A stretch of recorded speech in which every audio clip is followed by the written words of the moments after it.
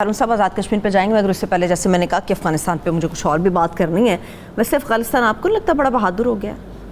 نہیں بہادر نہیں ہو گیا. تو وہ ایک کوا جو ہے نا وہ شیر درخت کے نیچے بیٹھا تھا, اس کو برا بلا کہہ رہا تھا کہ تم کیسے جنگل کے بادشاہ ہو سکتے ہو, چیر پھاڑ کرتے ہو اور اب شکار کھانے کے بعد ایک بھنگ پی ہوئے آدمی کی طرح لیٹے ہوئے ہو, اور چیتے کو ہونا چاہیے, ہاتھی کو ہونا چاہیے, تم کون سے جنگل کا. وہ خاموش رہا. تو کسی جانور اور نے سنا تو اس نے کہا کہ کوا جو ہے گالیاں دے رہا ہے جہاں پناہ آپ کو, اور آپ جواب نہیں دیتے. تو اس نے کہا کہ کوا نہیں, مجھے درخت کی بلندی گالیاں دے رہی ہے, وہ جانتا ہے کہ میں درخت پہ نہیں چڑھ سکتا. پاکستان کی لمیٹیشنز ہیں, حالات خراب ہیں, اقتصادی حالات خراب ہیں, ہم ایک بڑے بحران سے گزر رہے ہیں. انڈیا جو تلا ہوا ہے, انڈیا میں امریکہ اتنا دباؤ ہے شدید جس کی کوئی حد نہیں ہے ان حالات میں بھی, تو اس سے فائدہ اٹھا رہا ہے. ایک پہلو یہ ہے, ایک پہلو یہ کہ فرسٹریشن بہت ہے افغانستان میں. عمران خان نے کل بڑی ایک اہم بات کہی تھی کہ جو ملک دوسروں پہ انحصار کرتا ہے اس کی کون سنتا ہے. ہم نے اپنی ساری اکانومی جو ہے وہ امدادی پروگراموں پہ رکھی. پہلے تو امریکہ ہی تھا, پھر یہ کہ افغانستان کی دونوں جنگوں میں, پھر یہ کہ اب چین کی طرف مائل ہو گئے. اپنے قدموں پہ کھڑا ہونا پڑتا ہے, اس کے بغیر نہیں ہو سکتا. قوم اس طرح سے نہیں چلتی. ہارون صاحب, امریکہ کے حوالے سے جو رشیا نے ایک غیر اور ملائیشیا اپنے قدموں پہ کھڑا ہو سکتا ہے جس کی کوئی $200-400 فی کس آمدن تھی, جہاں ربڑ ہے اور پام آئل اور کیا ہے وہاں قدرتی وسائل, مگر انہوں نے ٹیکنالوجی میں کام کیا نا. ترکی جو ہے جس کو یورپ کا مرد بیمار کہا جاتا تھا, اس کی معیشت نے ترقی کی. آج کل کچھ کرائسس ہے وہاں پہ, تو ہم کیوں نہیں کر سکتے؟ انڈونیشیا نے کی, ہم کیوں نہیں کر سکتے؟ ٹھیک. لیکن ہارون صاحب, امریکہ کے لیے بڑی ایک غیر متوقع قسم کی کہا جا رہا ہے پیشکش تھی جو رشیا نے کی, تو اسے ایکسیپٹ کیوں نہیں کیا؟ پیوٹن KGB کا سربراہ رہا نا, یہ کبھی نہ بھولیں. پیوٹن ایک نہایت کائیاں آدمی ہے, لیکن کب سے اقتدار میں ہے اور اقتدار اس کا برقرار ہے. وہ اڈے نہیں, جاسوسی اڈے. اچھا, دیٹ از دی ڈفرنس جو میں سمجھ سکا ہوں. تو وہ اس نے جواب نہیں دیا بائیڈن نے اس کا. اور ہنری کیسنجر نے کہا تھا کہ قوموں کے مفادات نیشنل ہوتے ہیں, امریکہ کے گلوبل ہوتے ہیں. اور وہ فرانس کے جو ڈیگال تھے جن کو ایک عظیم مدبر مانا جاتا تھا, انہوں نے کہا تھا کہ دنیا کے ہر ملک کا پڑوسی ہے. تو وہ کیسے روس کی پیشکش قبول کر لیں؟ پاکستان کو کوئی خسارہ ویسے نہیں ہے سچویشن میں. فائنلی اگر ٹھنڈے دل سے غور کریں, ہماری جو پوزیشن ہے نا جغرافیائی, جس کو اپنا تصویراتی اہمیت بھی کہہ سکتے ہیں, ہم انڈیا کے پڑوسی ہیں. انڈیا سینٹرل ایشیا میں داخل نہیں ہو سکتا ہمارے اوپر, ایران میں بھی نہیں ہو سکتا, سمندر کے راستے جانا پڑے گا نا. ہم ایران کے پڑوسی, ایران مڈل ایسٹ کا حصہ ہے. جی, ہم افغانستان کے پڑوسی ہیں اور افغانستان سے سینٹرل ایشیا شروع ہوتا ہے. جی, ٹھیک ہے. ہم چین کے پڑوسی ہیں. پاکستان کے بغیر کچھ نہیں ہو سکتا. پاکستان کے چین کا بھی خسارہ اس میں نہیں ہے. وہ جو 4 کا گروپ بنایا ہے نا, جی, وہ متوازی ایک گروپ ہے نا. کنیکٹیوٹی اگر ہوتی ہے, یہ تو 30 کروڑ کی آبادی ہے جس میں 22 کروڑ تو پاکستان ہی ہے. قازقستان آبادی کے لحاظ سے سب سے بڑا ملک ہے سینٹرل ایشیا کا. ٹھیک ہے, افغانستان ہے. چین کو اس سے نقصان نہیں پہنچے گا. قرآن کریم کیا ارشاد کرتا ہے؟ ہم کسی قوم کو اس وقت پکڑتے ہیں جب اسے اپنی معیشت پہ ناز ہو جاتا ہے. جب یہ کرونا ہوا تو پروفیسر احمد رفیق اختر نے کہا یہ بیماری نہیں ہے, یہ وائرس نہیں ہے, دنیا بدلنے والی ہے, ایک دوسری دنیا طلوع ہو جائے گی, یہ قدرت کا نظام ہے. صحیح. تو امریکہ کا پلان کیا ہے ہارون صاحب؟ جو کچھ بھی وہ سوچ رہا ہے پاکستان کے لیے کتنا نقصان دہ یا پھر فائدہ مند ہوگا؟ نہیں, امریکہ جو بھی سوچے, پاکستان ایران کو دیکھیں نا, ہم ایران سے گیس لے سکتے ہیں. وہ گیس کا مسئلہ آئے گا $3 پہ, اور $13 پہ بک رہی, $3.5 پہ لے سکتے ہیں. ایران پہ دباؤ کیوں ہے؟ کوئی اسرائیل کا مخالف ہے. وہ گریٹر مڈل ایسٹ کا جو ان کا منصوبہ کیا ہے کہ ایران میں بھی جیسے عربوں نے سرنڈر کر دیا اسرائیل کے سامنے, ایران بھی سرنڈر کر, پاکستان کو غیر مستحکم رکھنا ہے. لیکن معاملات جو ہیں وہ اللہ کے ہاتھ میں ہیں, امریکہ کے ہاتھ میں. امریکہ کے ہاتھ میں جو وہ امریکی سرمایہ کاری سے چین جو ہے وہ سپر پاور بن گیا. اب امریکہ اسے قرض لیتا ہے, یہ قدرت کا نظام ہے. لیکن قدرت کا یہ بھی نظام ہے کہ کوئی قوم جو ہے وہ ایک تو ماضی میں زندہ نہیں رہتی, دنیا بدلتی ہے تو اس کے ساتھ بدلنا چاہیے, آج ٹیکنالوجی کی ضرورت ہے. ایک یہ ہے کہ جہاں سول ادارے مضبوط ہیں, یعنی نظام انصاف نہیں ہے, جہاں پولیس, ایف بی آر, عدلیہ, آپ دیکھتے ہیں عدلیہ کی حالت کیا ہے, اس پہ بات کرتے ہیں, تو اس کے بغیر نہیں آپ ترقی کر سکتے. ایک قوم بنیں گے تو ترقی کر. ٹھیک ہے, چلیے آپ نے عدلیہ کی بھی بات کر دی ہارون صاحب. آزاد کشمیر میں عدلیہ کے بارے میں بھی عمران خان صاحب کے منہ سے سننے کو مل رہا ہے. عمران خان صاحب کا ایک تاثر یہ آ رہا ہے کہ شاید ان کا جلسہ یا ان کے جتنے بھی جلسے ہیں وہ اس حد تک کامیاب نہیں ہو رہے جتنے ہونے چاہیے. ان کی اسپیچ کتنی امپریسو تھی. نہیں ٹھیک ہے, جلسہ اتنا بڑا نہیں تھا جیسے جائیں وہ جو ہے نا, پی ٹی آئی کی ایک نفسیات ہے, یہ جب سر پہ آ پڑتی ہے اس وقت پلاننگ کرتے ہیں. مریم کے جلسوں میں تو بعد میں مری سے لوگ گئے, مری دریا پار کریں, مری کا جو علاقہ شاید خاقان عباسی کی جو کانسٹیچوئنسی ہے وہاں سے دریا پار کریں تو وہ آزاد کشمیر شروع ہوتا ہے. جی اچھا, پھر دوسرے علاقوں سے بھی وہ لوگ لائے, انہوں نے ایک بڑی مہم چلائی.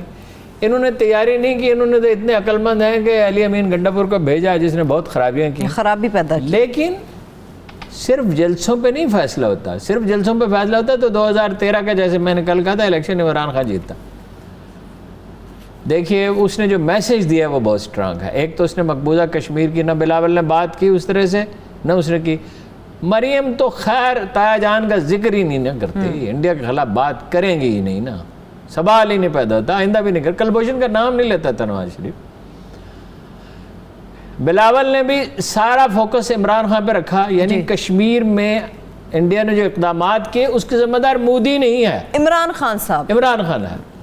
عمران خان قصوروار ہے, اتنی بڑی سفارتی مہم نہیں چلائی, اسٹیبلشمنٹ قصوروار ہے. جو تنقید تو آپ کریں مگر تنقید جتنی ہو اتنی کریں نا, جو ان کو قصور ہے چلو اس میں کچھ مبالغہ کر لیں. اچھا, مگر یہ عمران خان کی وجہ سے ہوا جو کچھ ہوا 5 اگست کو. ٹھیک ہے, عمران خان جو میسیج دے رہا ہے وہ بڑا سٹرانگ ہے. آج تو ایک بات موصوف کہنا بھول ہی گئے, جو سب سے اہم نقطہ تھا وہ بھول ہی گئے. وہ کشمیری بڑے حیران ہوئے اس پہ, مجھے وہاں سے فون بھی آئے. ایک تو وہ مقبوضہ کشمیر میں مظالم کی جب بات کرتا ہے تو وہ یہ کہتا ہے کہ ہمیں فخر ہے تم پہ, تمہاری عظمت کو ہم سلام, تمام عالم اسلام کو فخر ہے, اور تم غلام نہیں رہ سکتے, جلد ہم آ ملیں گے سینہ چاکانے چمن سے سینہ چاک. اور دوسرا وہ دیکھیے اس نے کہا ہیلتھ کارڈ, ہر خاندان میں ایک آدمی کو ٹیکنیکل تعلیم, ایجوکیشن, جس سے روزگار یقینی ہوتا ہے. کامیاب پاکستان کے غیر سودی قرضے, کسانوں کے غیر سودی قرضے, آئی ٹی اور نظام ہیلتھ کارڈ. ٹھیک ہے, نظام انصاف تو خیر جب کریں گے تب کریں گے, وہ تو مطلب یہ تو ایک ایسی بات ہے جب تک عمل نہیں کریں گے میں اس پہ یقین نہیں کرتا. باقی چاروں چیزیں پاسبل ہیں, باقی اس نے کی ہیں. کامیاب پاکستان کے قرضے بھی, بغیر سودی قرضے کا بھی یہاں ابھی اگرچہ شروع ہی ہوا ہے سلسلہ. ہیلتھ کارڈ جو پختونخوا میں تقسیم ہوئے ہیں. دوسری بات یہ ہے کہ ایک تبدیلی تو یہ آئی ہے کہ ایک پہلو تھا جو ہمیں بالکل ہی نظر انداز کیا, وہ آج اس پہ کام کیا تو پتہ چلا. 5 سیٹیں ایسی ہیں جس میں پیپلز پارٹی کے امیدوار ہی نہیں ہیں آؤٹ آف 45. آپ تو 40 سیٹوں پہ تو الیکشن لڑ رہے ہیں, اس میں بھی کچھ امیدوار بھرتی کے ہیں. چلیے بھرتی کے, یہ تو ایک انٹرپریٹیشن ہے کہ بھرتی کے ہیں, ممکن ہے اس بارے اندازہ غلط نکلیں. 3 جگہ پہ امیدوار کھڑے ہی نہیں کیے, ایک جگہ پہ وہ مہم ہی نہیں چلا رہے. غلام اکبر کیا نام ہے, پنڈی کا امیدوار بھاگ گیا, وہ کہتا ہے میرے تعلق ہی نہیں کوئی, میں لڑنا ہی نہیں الیکشن. ٹھیک ہے, 3 جگہ پہ نون لیگ نے نہیں کھڑے کیے. اچھا, اب یہ ہو سکتا تھا نا کہ یہ دونوں پارٹیاں 10 12 سیٹیں لے لیتی, مل کے حکومت بنا لیتی. یہی ہو سکتا تھا نا, زیادہ سے زیادہ. 5 سیٹیں تو انہوں نے پہلے چھوڑ دی, 8 سیٹیں تو چھوڑ دیں, 3 انہوں نے 5 انہوں نے. تو 45 میں سے جب 8 سیٹیں چھوڑی تھی تو 8 نہیں چھوڑی, تو انہی لوگوں نے جو جیتیں گے وہی خواتین کی سیٹ, خواتین کا انتخاب کریں گے نا, ٹیکنوکریٹس کا انتخاب کریں گے. تو آپ نے 53 کے ہاؤس میں آپ نے 10 سیٹیں تو پہلے ہی چھوڑ دی. صحیح, تو اس کا مطلب ہے کہ پی ٹی آئی کی پوزیشن زیادہ مضبوط ہے. اگرچہ ٹکٹیں دینے میں انہوں نے بھی غلطیاں کی ہیں, اور علی امین گنڈاپور صاحب نے کے کارنامے کل میں نے گنوائے تھے, اور عمران خان آج یہ باتیں کہنا بھول گئے لوکل مسائل پہ. کل انہوں نے بڑی بات کی, یہ ساری چیزیں کی, آج نہیں کہیں. صحیح. ایک اور بھی مسئلہ ہے ہارون صاحب, کچھ عرصہ پہلے نواز شریف صاحب کی ایک تصویر تھی, وہ پولو میچ دیکھ رہے تھے. آج عمران خان صاحب نے اس کے اوپر بات کی. یہ پولو کا میچ کیا ہے, یہ کیوں اتنا مہنگا کھیل ہے؟ پولو کا بتاتا ہوں, گولف کا بھی بتائیں. بتاتا ہوں نا, گولف کو تو ابھی چھوڑ دینا. وہ ایک اور اہم بات کی, ایک تو اس کے بعد ذکر کیا نواز شریف کا کہ اداکاری کر کے بھاگ گیا ایک جج کے حوالے سے بزدل. ایک حریت کانفرنس کے لیڈروں سے اس لیے نہیں ملا کہ مودی ناراض نہ ہو, مودی کے خوشنودی عزیز ہے بہت. یہ بالکل وہ بات ٹھیک کہتا. عمران خان نے آپ بھی پہاڑ جیسی غلطیاں کی ہیں, مگر یہ بات وہ بالکل ٹھیک کہتا. دیکھیں نا, اس نے تو انڈینز کو مناسب جواب دیا نا ابھی کانفرنس میں, ان کے وزیر خارجہ سے ہاتھ نہیں ملایا. اشرف غنی کو بھی مناسب جواب دیا. یہ نواز شریف تو نہیں کر سکتے تھے. حالانکہ نواز شریف کے ساتھ مودی کا سلوک اچھا نہیں تھا. وہ تصویر آپ کو یاد ہے, وہ پیدل چلتا جا رہا ہے اور وہ اپنی جگہ پہ کھڑا ہوا ہے, اور یہ اس کے جشن تاج پوشی میں گیا. جی ٹھیک ہے, اس نے تو مطلب حد ہی کر دی نا. پولو کا یہ ہے, دیکھیے یہ جو وہ پرانی انارکلی میں کس شہنشاہ کا وہ ہے, بادشاہ کا مزار ہے جو کوئی 30-40 سال پہلے بنایا گیا, وہ پولو کھیلتے ہوئے گرا تھا نا. پولو کے لیے ایک تو آپ کو بہت اعلیٰ گھوڑا چاہیے. پھر لندن میں گھوڑا رکھنے کے اخراجات کوئی آپ میاں ولی میں نہیں رہ رہے.